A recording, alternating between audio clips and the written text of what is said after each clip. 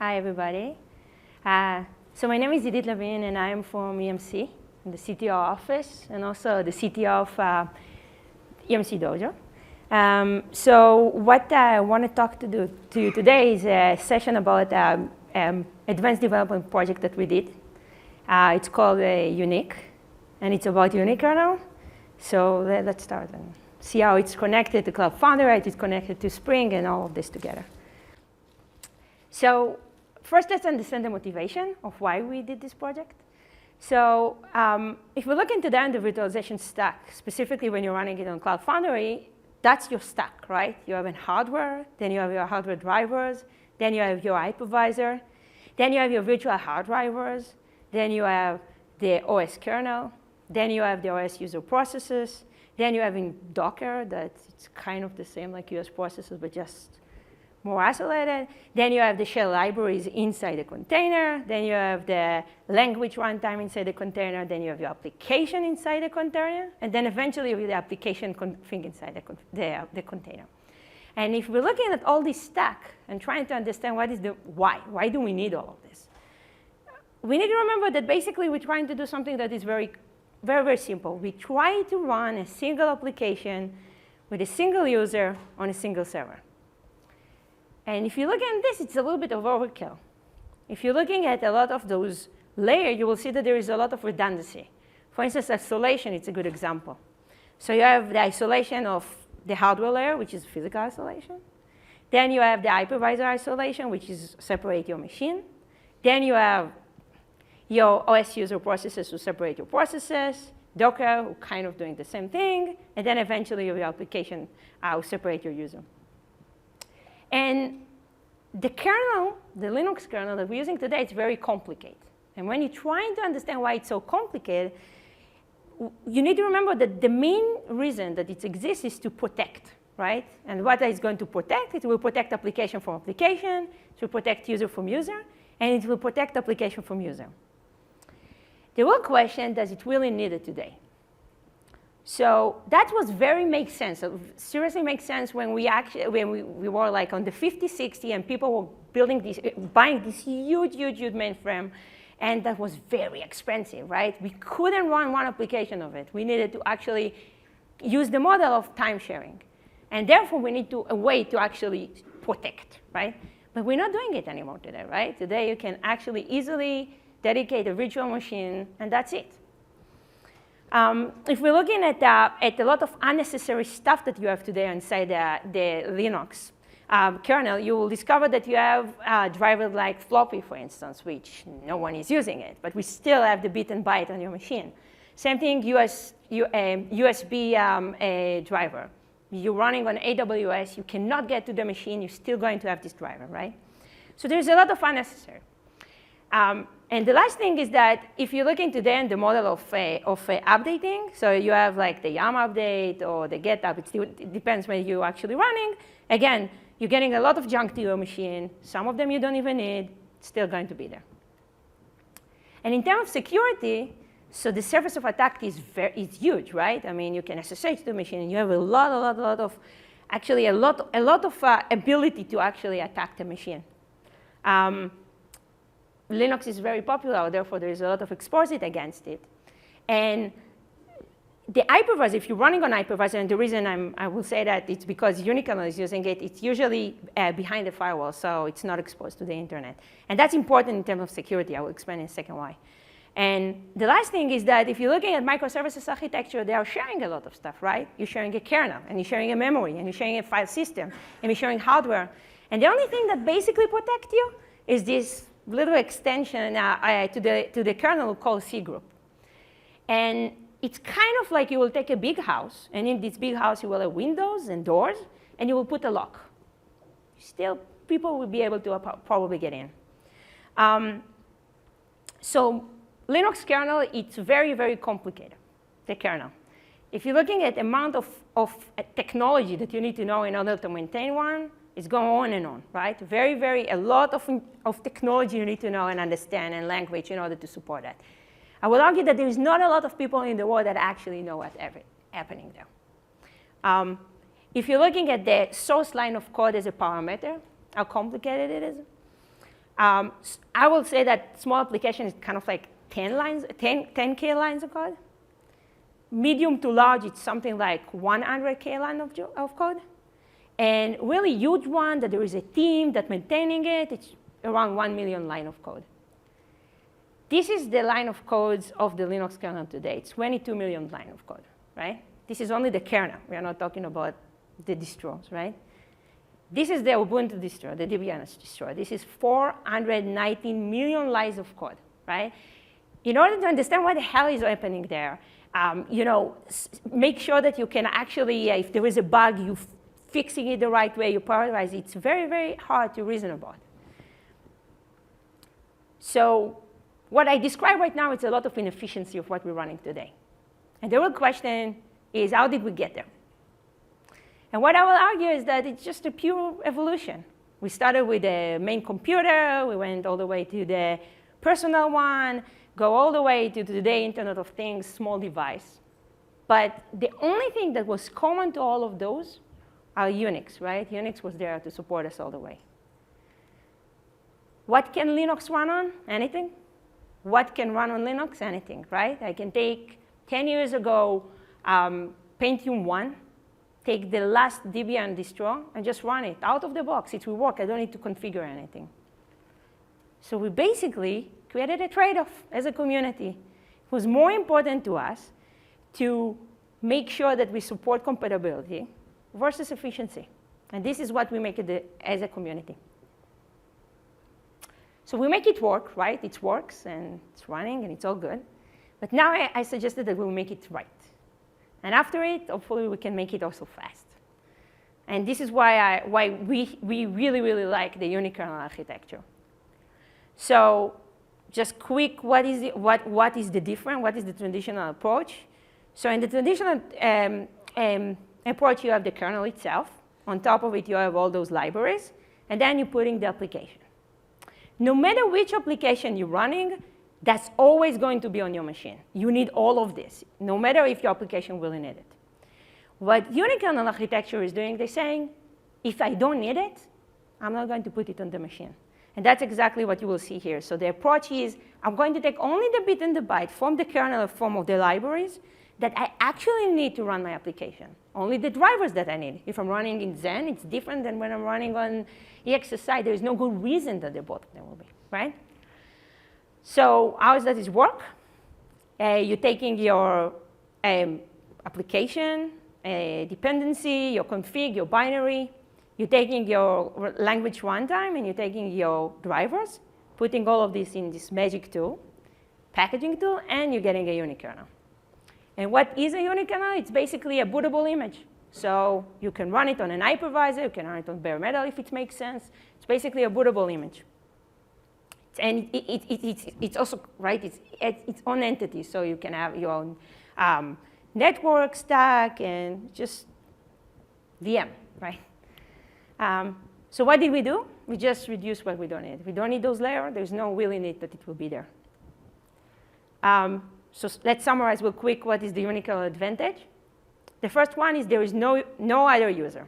There is one user support. You're getting in the login at the admin, and that's it. In terms of permission, there is no permission check because there is only one user.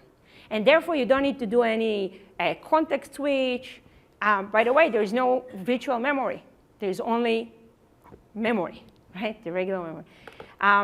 And besides that, if you're not doing all this context switch, and you're not also doing the kernel mode versus a user mode, you're getting huge performance because you're not changing all the time. You're not questioning. You're not doing all these things that actually taking your performance. So you can actually utilize 100% of your hardware and your resource to your application, not to your operating system. So in terms of isolation, it's only on the virtual machine layer, the virtual hardware layer. You're sharing only hardware. In terms of size, if you were taking a regular distro of Linux, putting it on VM, we're talking about, I don't know, 1 gig at least. If you're talking about Unikernel, it's tiny, it's case size. So basically, the size of your Unikernel is the size of your application. Because there is not a lot to boot, the boot time is very quick. So that's as performance as container, right? Because there is not a lot of line of code to actually perform. And the last thing is that the surface of attack are tiny, but it's also customable. So if I'm running this application on this Unikernel, I will get a different Unikernel. So even if someone managed somehow to get to this Unikernel and sabotage that, it will not be able to do that to the others, right? So that's the cool thing. I mean, there's two types of Unikernel. One of them is Posse compliance, which means that you can run most of your applications that you know today, like we're running C++ and Java and Node.js and, I don't know, name it, and Go, and whatever you want, it will run. And there is language specific, which, like, for instance, Mirage OS, it's a good example. Docker does acquire a company called Unikernel.org. They are specialized in Mirage OS. And what they're basically doing is saying, if you want to run a very, very performable Unikernel, you need to run it on OCaml. Not a lot of people running OCaml, therefore, not a lot will use it. So now what did we do? So I went on and tell you what I think that the future, or not the future, in the future, there's going to be also a space for Unikernel. And the question is, why not a lot of people adopted it, like I think that they should. And when we thought about it, I thought that the reason is because it's hard to use, right? I just described you right now. We need to take driver, we need to compile it, user mode. It's very complicated. Not everybody has this ability to do that. And that's exactly the problem Linux container had before Docker took it and make it very easy to use. So that's basically what Unik is. Unik is a Docker for a Unikernel. We're doing all the work for you. It's a little bit more than this because we also kind of like went a little bit higher, and we're also helping you to actually stage it on your provider. So how does it work? Very simple. Unik build, Unik run, very, very simple, right? I mean, I will show a demo, so let's go quick on it. So this is the most important slide, for my opinion. What's special about this slide is that when we did it, it was very important to us not to be opinionated. We felt that this is very, very important if we want to merge a community around it. So we were very inspired for the Kubernetes architecture, which means that everything is pluggable in interfaces, therefore that you easily can swap stuff. Because we didn't know which Unikernel is the one to win, it's a very new market, we're just supporting whatever, all of them, right? So we, out of the box, support OSV and RAM kernel. And Include OS, it's a startup in Oslo that decided that they were really excited about Unik. So they had their own implementation. And OCaml and Mirage OS is the Docker guys, right? And basically, they added support for Unik. Besides that, after you actually build it, you need to run it. We're also going to take care of that. So we supporting provider. So what is the provider that we support today? QEMU and VirtualBox, if you want to run it on your laptop. AWS, OpenStack, actually, again, the guys from Oslo is doing it right now. vSphere and Futon is the next generation vCenter of VMware. We support that as well. And the last thing is also VirtuStream. VirtuStream is EMC cloud. The reason we support it, it's interesting enough with AWS. In AWS, the way you're actually running instances, the limited volume that you can attach is 1 gig. As I said, Unikernel, it's like meg. There's no point for me to pay for the gig. So it's not really working, right? It doesn't make sense to run Unikernel on AWS. VirtuStream has this patent micro VM. They're going to take, you will pay as much as you use, which make it a very, very good cloud to run Unikernel. The last thing is that I'm a big believer that Unikernel, because of the strict quality of being very, very small in terms of size, being very good performance because there's not a lot to boot, and also very secure, it's a perfect fit for Internet of Things. So for my opinion, this is the direction, right? Like, it's going to probably be successful on the cloud. It will take a little bit more time. But for Internet of Things, there is nothing better than this. And therefore, we wanted to support ARM, because most of the embedded devices is running with ARM. So I will show a demo soon. So Unik has a Twitter account. And I just wanted to show you that the community basically is trying to build Unikernel for us, right? So this is an example of someone who wanted to build an H base. For that, we're going to do a unique app. It's because not always the guys who's building it is the guys who are running it, and we want to create a community here. We want people to share the Unikernel. So that's why very soon you will have the Unikernel. We're working on a unique app right now. OK. So that's very cool. But I'm a big believer that no one is running greenfield. And therefore, we need to play very nicely in what it already exists. So the first thing that we did is integration with Docker. And here is why. It seems that the community actually really, really like Docker. They really buy into their API. So I don't want them to need to learn a new API. So what we did, we basically teach Unik how to speak Docker API. So there is the -h flag that you can today basically point on a daemon that it's Docker daemon that is outside your machine. We use that. If you're targeting a unique daemon, what will happen, you basically will be able to use your script that you run before, but run Unikernel instead of Docker container. So that's one thing that we did. The second thing that we did, and that, by the way, was always our goal, is to integrate it with Cloud Foundry. Unik is like Docker, right? So it can spin up Unikernel. But if we lost this Unikernel, we lost it. No one will monitor it for you. This is where Cloud Foundry actually is very, very powerful, right? Because if you lost one, it will bring it back. And you can leverage a lot of their very great stuff like the router and the load balance and so on that they can give me out of the box. So in the beginning, we did an interesting implementation. But actually, we are going to open source today. We basically build a build pack for Cloud Foundry. So that means that you can use whatever you want, your regular Cloud Foundry. I will show a demo with PWS, but you can run it with any version that you want. Just use this build pack, and it's going to do that. So again, if you go into this, it's open source. Just go ahead and have fun. I will send it after it. So one sec. So let's do demo. OK? OK.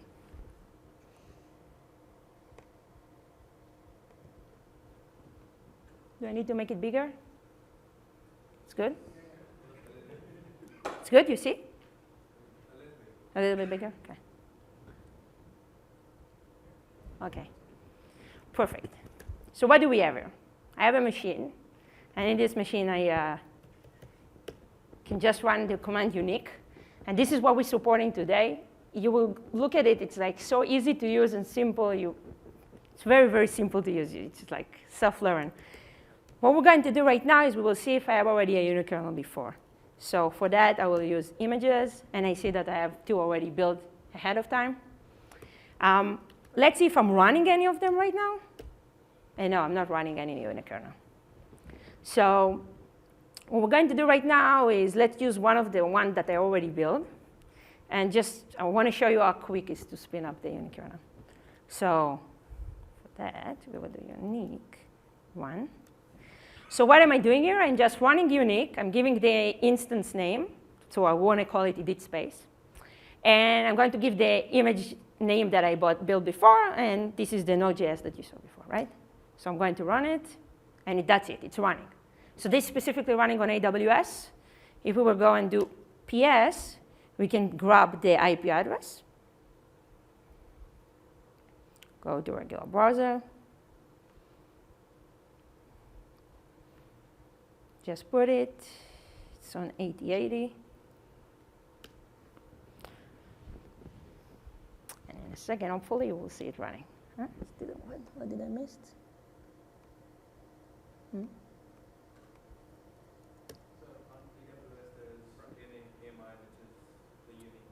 That's after I build it. It's an AMI there, right? So when you're building it, you're creating an AMI, and run it basically spin up the AMI, right? But what did I do? Did I do the IP address not right?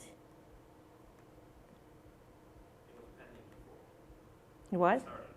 Really? Let's see. Yeah, OK. So this is what I see. So this is a website written in Node.js. Forget about it. Just I wanted to show a website. I thought it's a cool website. Running right now. Unikernel, by the way, just let's look at it, how big it is. So if you're looking again on the Unik image, you will see that it's 56 meg of a website, right? I don't know, something like that running in somewhere else. So that's the cool thing, right? So now, what we're going to do is two things. First of all, I'm going to show you how easy to build it. But before that, let's go and spin it up with Cloud Foundry. So, OK. So what I'm going to do right now is CFOps. What you will see is that I don't have any application running. So what I'm going to do right now is CF push. And look what I did here. I'm just giving the build pack that I want, right? minus B build pack and the manifest that I want to run, right? That's simple. And I'm running it. And it's failed. Why?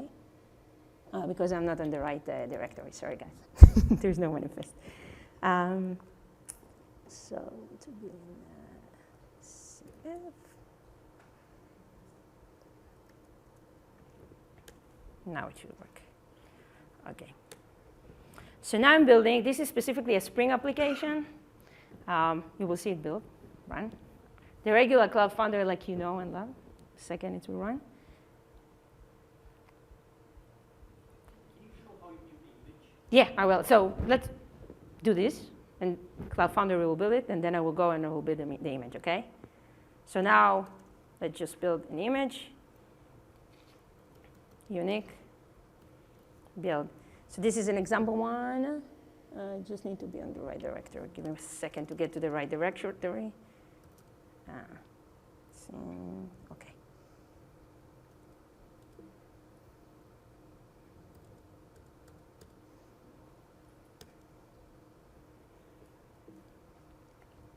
So, Unik, build. So what do you do in order to build it? Minus the path, right, of the directory where you have that. Minus compile. So as I show you in the picture, there's compiler and provider. Compiler is, for instance, when you're running on AWS, you basically compile Zen, right, drivers, and you're running on a provider of AWS. So this is what you see here. So the compiler is rump kernel, which is the Unikernel, Node.js. This is the language that you're running on AWS. And your provider name is AWS. Then we will build it. And this is basically all you need to give. While that's doing that, let's go see. And it's failed. What did I do? I need to give a different name of image. 1 second, I need to give a different name of image. So is the compiler the ones that choose the right packages and modules to extract from the kernel?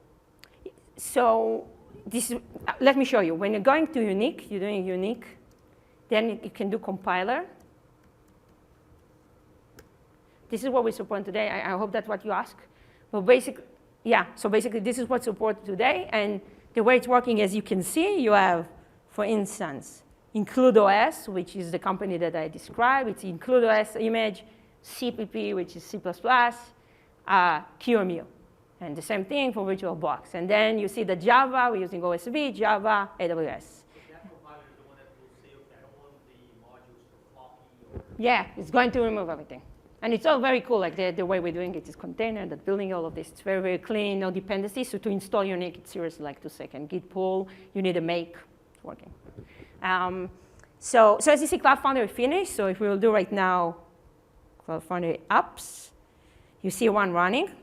This is specifically is in PWS. So if we will go here to PWS, to my account, and probably we need to refresh it. And to authenticate. So what you will see, this is PWS. It's running on AWS, right? Pivotal Web Services, you see one instance running. We can go to it. So this is Tomcat, and specifically the application that I'm going to run here is one that I think this audience maybe know, Vet Clinic, Spring Boot, right? So basically, I'm running an application of Spring inside Unikernel and the cloud. The cool thing is right now with Cloud Foundry, we can be very nice and basically scale it, right? So we can do CF scale, -i, 4, and the name of the application. And again, Cloud Foundry giving me all of this, right? And basically going to work. So now if we will do up, we will see 4 instances of this application. And that's basically it. So now, let's go right now to Unik. If it's still building, I will need to get a new one. How did we create the Cloud Foundry? What do we really doing there? The magic? So the way we're doing is this. We basically, when you're building it, there is a binary, a Go little binary, that we're putting it inside a container.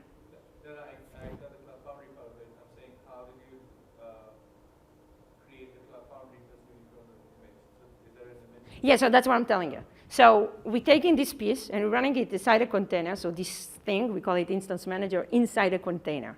It's nothing. It's basically a very small application. What it's doing, it's basically create the unikernel. It's proxy to the unikernel of it, because the unikernel is not running on your cell, right? It will run outside because it's a VM. So we proxy the unikernel. We also streaming the log. So we're basically creating kind of like a channel between the unikernel and Unik. So if one of them is dead, and that's what I will show, the other one will die. So for instance, right now, what I want to show you is that if I will do Unik, and also we're getting the logs, right? Because we stream constantly the logs. So if you will do CF logs, you will get the information. So what I want to show you right now is that right now I have 5 unikernel running, right? So one of them is Idit space, right? This is the Node.js one. The other one is basically the regular unikernel that Cloud Foundry did. What I'm going to do right now, I will delete one of them. I will do Unik, delete. This is not running in a it's running outside. Yes, but there is something that running inside container that basically manages it outside. Yeah, you're right, because it's VM, right? There's no point, right? It's running directly on the hypervisor. It's not running inside a cell. We can do that, but it doesn't really make sense, because all the point with Unikernel is that it's very, only what you need. I don't need the operating system there.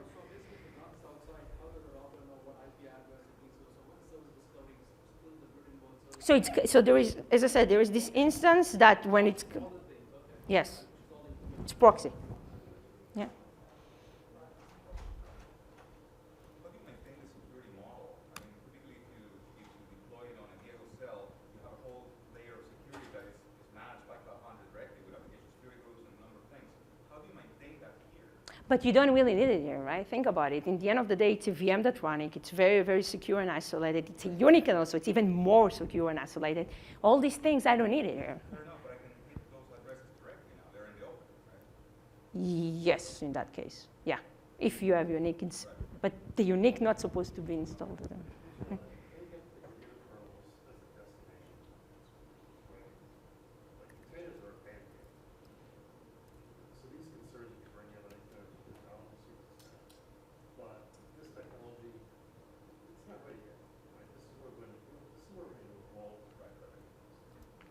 Okay, so what I'm doing right now is I'm just killing directly one of the unikernel to show you how quick we're going to recover for it.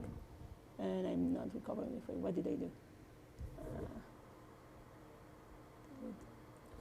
I don't know how to spell, maybe.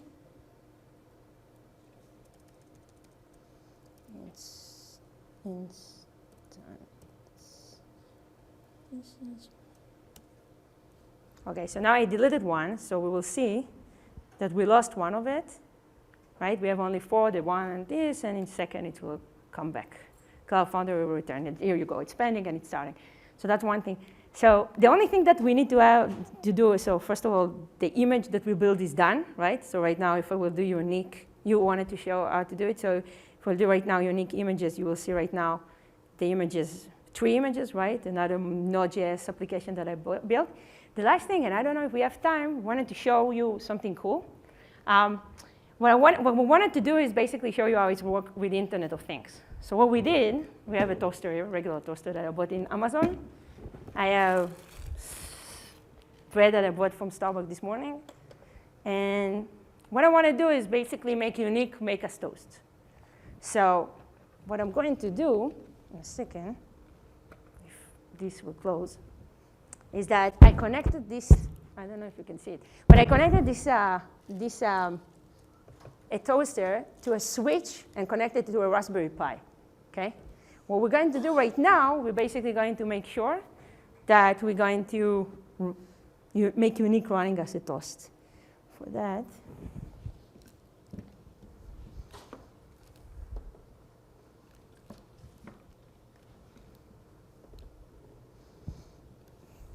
hopefully there's not a lot of time.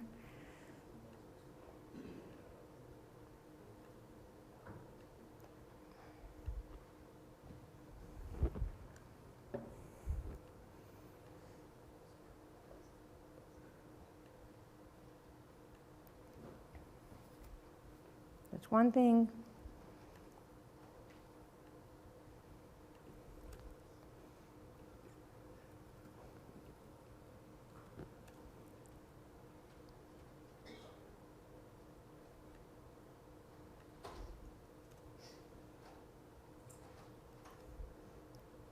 Okay, cool. And now we did this strange website.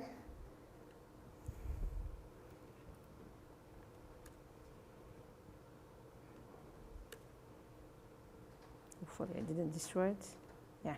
So what we're going to do right now is I'm going to ask Unik to make me the toast, and hopefully we will have a toast real soon. So what I did right now, I click a button and basically said, please make me a toast. Hopefully soon, the switch will turn. We were using U-boot in the Raspberry Pi, which means that basically it's like a Pixie boot for Raspberry Pi. It's coming up, streaming the Unikernel to it, and hopefully in a second it will work if I didn't do anything wrong.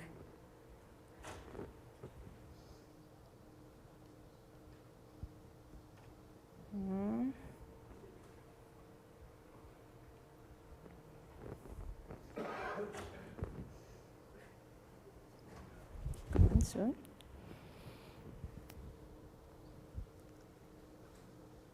Look, buddy.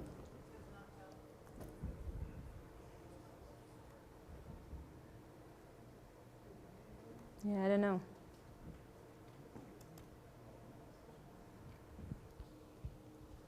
For some reason, it's not working.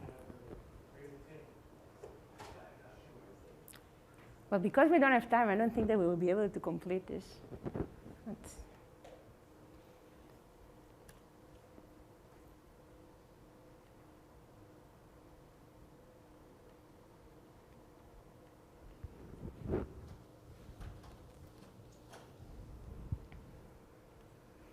Yeah, so we will see if it will work, but we need to finish and wrap it up here.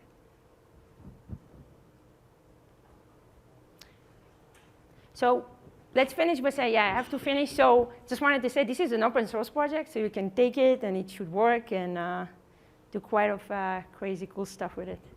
And as I said, we're building a community around it, so it would be very great if you can help. And I owed you a demo because for some reason it's not working. Sorry about that. Okay, thanks.